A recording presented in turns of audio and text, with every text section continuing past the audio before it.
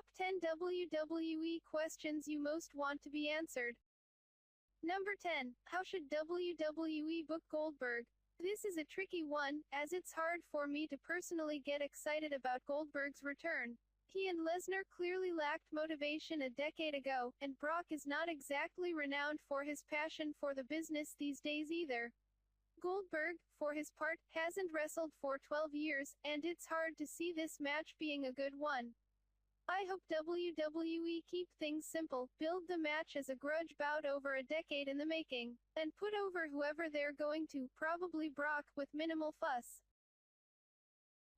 Number 9. Is there anyone Goldberg should wrestle beyond Brock Lesnar? As mentioned, I'm not too big a fan of Goldberg returning full stop, but were he to face further opponents beyond Lesnar, I'd like to see him put over one of the new era's biggest stars, maybe Kevin Owens or Seth Rollins. Roman Reigns seems a natural opponent, spear versus spear, but I can't see such a match garnering a positive crowd reaction. It'd also be cool to see Goldberg versus Cena, although, as mentioned, I think it'd be far more useful for the former to help enhance a rising star. It's still very unclear how much ring rust the WCW legend has accumulated, but he could probably be helped to a very exciting match with the right opponent. Sadly, I don't think Lesnar's that guy.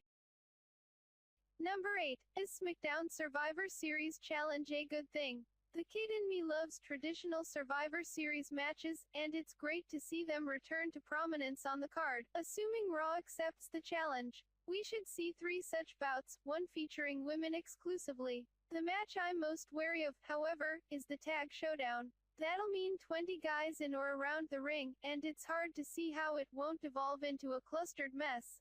Careful planning will be required, for sure, but if they can pull it off, it could make for a unique spectacle.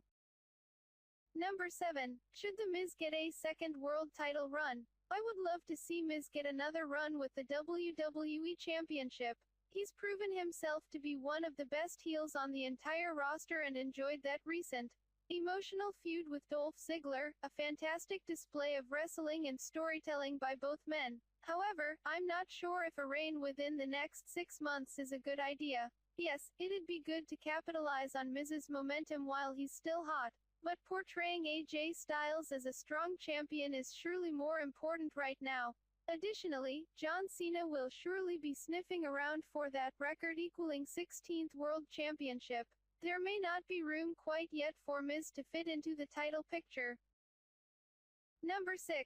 When will Shinsuke Nakamura debut on the main roster? I think we'll first see Nakamura at the 2017 Royal Rumble, as a surprise entrant in the titular match. However, I don't think he'll become a fully fledged main roster member until several months after that, continuing to defend the NXT Championship and enjoying a very strong reign in the meantime. Hopefully when Shinsuke does eventually make it to Raw or SmackDown, surely Raw, he'll continue to be portrayed as a very dangerous competitor. NXT champions have an inconsistent track record when moving up to television.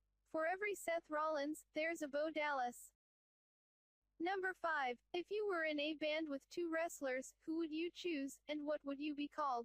In the era of mega-popular artists such as One Direction and Justin Bieber, stars cultivated around the very notion of fandom, I'd go in the opposite direction and form a band with the exact aim of being as unpopular as possible. With that in mind, I'd team up with X-Pac drums, and Roman Reigns bass, aka the Beatles. The genre is, of course, groundbreaking rock and roll. Number 4. Are makeshift tag teams a good idea? This is an interesting one. Makeshift tag teams often seem like a bad idea, but in recent cases, i.e., Heath Slater and Rhino, they can make for compelling, and sometimes hilarious, viewing. Another great example is Chris Jericho and Big Show. A short-term team was thrown together with very entertaining results. Number 3. Will Samoa Joe be called up to face AJ Styles? I'll be honest, I have no idea whether to answer this question with a yes or no, but I've included it because it's a fantastic idea, one which I'm now absolutely ravenous to see as a wrestling fan. Styles and Joe have a history in both TNA and Raw and are both legends of the 2000s indie scene. They helped usher in the current era of crisp, hard-hitting, technically superb wrestling. and are both chiefly responsible for raising the bar in the aftermath of the Attitude Era. Number 2. Apart from John Cena, which superstar is the most polarizing of all time? The obvious answer here is Roman Reigns, a kind of modern-day Cena equivalent. But so many other superstars have been polarizing in different ways. Shawn Michaels divided opinion in the 90s, respected for his in-ring performances, but derided for his brief blue-eyed babyface act. Smart fans also often struggle to pay HBK his due to his questionable backstage activity throughout that decade.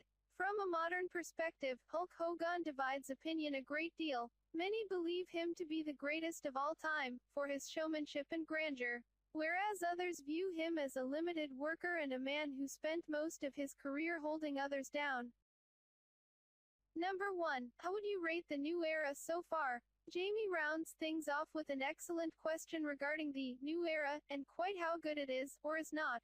From an in-ring perspective, the new era has ushered in an even higher quality of wrestling than before.